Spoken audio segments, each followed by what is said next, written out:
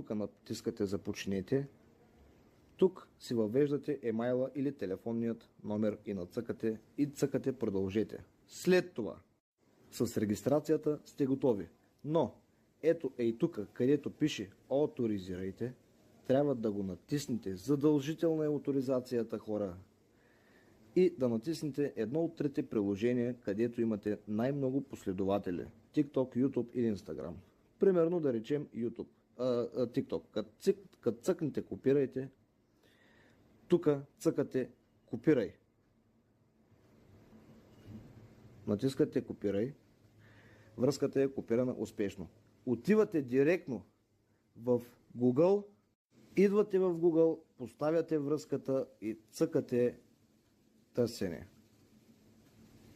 След това ще ви излезе ето това. Да си влезете в TikTok.